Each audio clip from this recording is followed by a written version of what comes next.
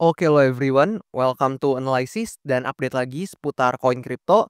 Dan di video kali ini kita akan bahas dan update lagi seputar Fartcoin yang teman-teman ternyata masih banyak banget yang request lewat kolom komen pada beberapa postingan video saya sebelumnya.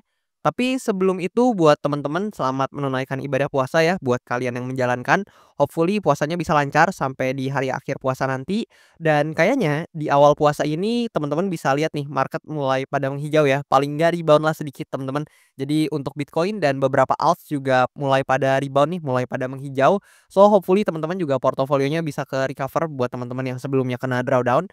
Dan di sini kalau kita coba lihat ya untuk Fartcoin, mungkin kita lebih fokus dulu ke Fartcoin-nya, di mana per video ini saya record, Fartcoin ada di posisi ke 154 berdasarkan kapitalisasi pasarnya atau market cap-nya. Yang data ini teman-teman bisa cek langsung melalui coinmarketcap.com seperti biasa. Dan di sini kalau kita coba lihat dari segi open interest-nya Fartcoin memang dalam 24 jam terakhir ada peningkatan open interest, ya meskipun nggak besar tapi ya lumayan lah teman-teman, di sini sebesar 1,17%.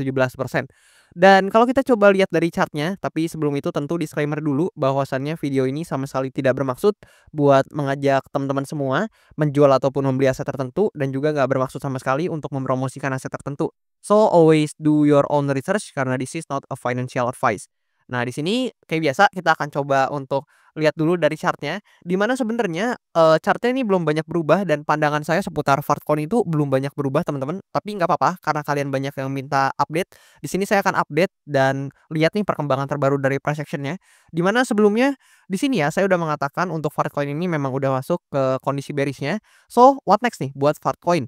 Di sini ya kalian bisa lihat Fartcoin ini berangsur-angsur ketika memang dia turun ya, dia melakukan penurunan dengan habit yang cukup bisa dilihat di mana dia koreksi, testing dulu ke resistance-nya baru turun lagi, kemudian testing dulu lagi, baru turun lagi, testing lagi, baru turun lagi dan seterusnya teman-teman. Jadi di sini sebenarnya Fartcoin ini belum banyak berubah dari yang terakhir kali saya bahas, di mana kalau kita turunin time frame-nya jadi 4 jam, nah lebih kurang kayak gini. Meskipun ya, memang kalau misalkan teman-teman lihat, di beberapa hari kebelakangan Fartcoin ini memang turun, tapi sebenarnya teman-teman itu turunnya, nggak jauh-jauh dari gerak-geraknya yang dari sini teman-teman. Atau dengan kata lain, ini mungkin kalau saya coba gambarin akan lebih jelas ya. Misalnya kita coba gambar nih lebih kurang, Fartcoin itu membentuk yang kayak gini teman-teman. Nah dia semacam ngebentuk, ginilah ya. Nah teman-teman bisa notice sendiri, lebih kurang kayak gitu, tapi ini kurang pasti teman-teman. Nah lebih kurang seperti ini dan lebih kurang kayak gini. Nah, kalian bisa lihat ya, dia membentuk suatu parallel channel yang sangat jelas untuk teman-teman amati dan pergerakannya di sini-sini aja teman-teman. Jadi masih di sini-sini meskipun memang secara bias tentu ini nggak bisa dipungkiri bahwasannya biasnya masih bias jual atau bias selling teman-teman karena memang selling pressure-nya masih sangat kuat ya buat Fartcoin ini. Dan kalau tadi saya bilang di daily time frame-nya dia eh breakdown dulu baru testing lagi, baru turun lagi, kalian bisa lihat dengan jelas di time frame 4 jam ini yang terjadi seperti apa, di mana dia, turun, koreksi dulu, and then testing, bahkan di sini sempat ada testing lagi ya, tapi dia sangat disayangkan turun dan pergerakannya sangat respect dari descending channel atau parallel channel yang terbentuk di sini.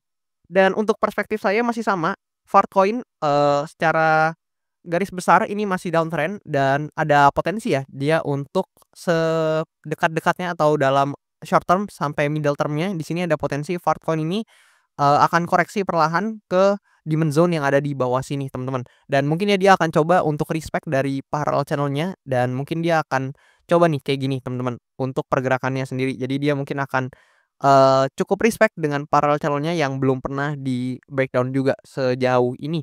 Dan setelah nantinya Fartcoin ini bisa hit di demand area di sini, baru kita akan coba lihat untuk konfirmasinya, apakah ada konfirmasi yang positif atau justru konfirmasinya menjadi negatif, teman-teman. Nah, maksudnya gimana? Kalau ada konfirmasi positif, let's say dia turun ke sini, teman-teman. Nah, di sini kan kalian bisa lihat nih, kalau misalkan kita coba dari atas dulu kali ya, dia kan terus membentuk yang namanya lower low, lower high, lower low, lower high, dan seterusnya, teman-teman. Jadi kalau kalian lihat di sini lower low, lower high, lower low, lower high, dan seterusnya, hopefully nih, teman-teman, misalkan ketika dia udah turun nih udah koreksi ke demand zone-nya, dia mulai ada pergerakan let's say kayak gini teman-teman. Nah misalkan dia ada kayak gini, tiba-tiba ada bullish engulfing mungkin, ada, sesuatu hal yang membuat kita melihat bahwasannya buyers mulai interesting lagi buat masuk ke Fartcoin ini, atau ada cukup tekanan beli yang signifikan dan membuat harga Fartcoin ini bisa let's say kayak gini teman-teman, mulai naik sedikit demi sedikit atau paling nggak di time frame kecilnya dia mulai merubah struktur marketnya, mungkin hal tersebut akan menjadi indikasi yang positif atau konfirmasi yang cukup positif buat Fartcoin. Di mana jika hal ini terjadi, maka ada potensi ya, Fartcoin jika sudah testing di demand zone-nya dan ada tekanan beli yang seperti ini, ada potensi dia untuk coba testing kembali ke supply area-nya atau resistance yang ada di atas ini. Tapi saya tahu dengan kondisi market yang kayak gini, ini sepertinya cukup sulit terjadi ya teman-teman. Jadi secara posibilitas sebenarnya cukup kecil untuk hal tersebut terjadi. Namun sebaliknya, ada pun kemungkinan yang kedua di mana secara potensi ini lebih besar teman-teman, karena memang secara struktur market ini masih bearish dan kalau kita lihat tekanan jual di market ini masih cukup tinggi ya untuk Bitcoin maupun buat beberapa altcoin dan meme coin.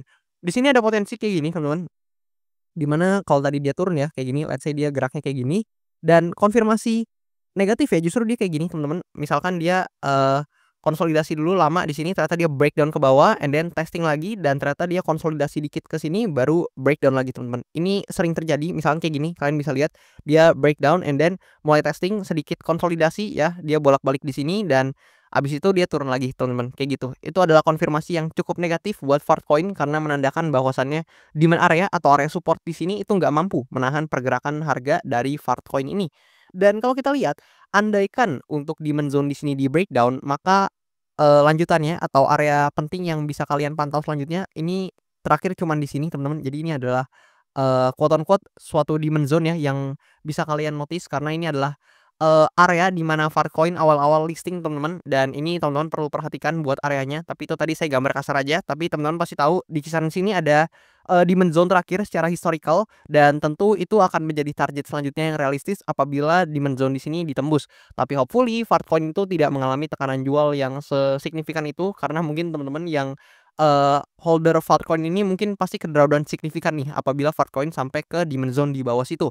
So hopefully teman-teman itu bisa manage portofolio kalian dengan baik di kala market yang lagi merah ini dan terapkan money management yang baik, risk to reward ratio yang juga tentunya baik.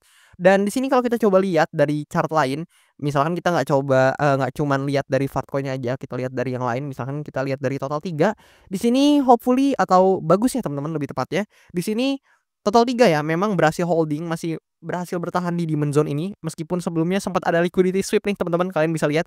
Ini saya udah notice ya sebelumnya, jadi teman-teman boleh banget lihat pandangan saya seputar altcoin yang pernah saya bahas di beberapa video lalu. Dan saya udah notice ya bahwasannya ada potensi dia terjadi liquidity sweep, and then kalian bisa lihat di sini ternyata ada liquidity sweep juga mengikuti yang sebelumnya di sini, soalnya juga ada teman-teman secara historical terkait liquidity sweep-nya. Nah, kalau kita lihat dari Bitcoin-nya sendiri, di sini Bitcoin-nya juga mulai ada rebound teman-teman, lebih kurang dari bawahnya kalau kita coba lihat di sini, ya dekat-dekat 8%-an teman-teman, lumayan banget buat rebound-nya. Meskipun memang secara market structure ini masih belum ideal ya, karena masih ada potensi buat pembentuk, lower high justru, tapi let's see ke depannya market akan seperti apa. Kita hanya akan coba untuk react ya marketnya seperti apa dan mengantisipasi berbagai kemungkinan yang terjadi. Tapi so far so good, kalian bisa lihat total 3 ini memang berhasil holding di demand areanya dan hopefully memang nggak breakdown ya, dan ya mungkin kalau misalkan kita coba lihat total 3 ini mungkin bisa, naik sedikit-sedikit tipis-tipis teman-teman, mungkin itu akan membawa angin segar atau udara segar nih buat banyak altcoin maupun, beberapa meme coin lainnya. Dan lebih kurang kayak gitu buat analisa Fartcoin yang bisa saya update ke teman-teman semuanya. Dan mungkin satu hal lagi yang perlu kalian perhatikan adalah di sini kalau teman-teman lihat ada stochastic RSI yang mulai mendekati overbought, dan teman-teman be aware karena jika memang dia crossing ke bawah ada potensi juga diikuti dengan price action-nya yang juga mulai crossing ke bawah. So tadi adalah beberapa hal yang bisa saya deliver ke teman-teman seputar Fartcoin. Thank you banget buat teman-teman semua yang udah nonton dan sampai jumpa teman-teman di video-video selanjutnya.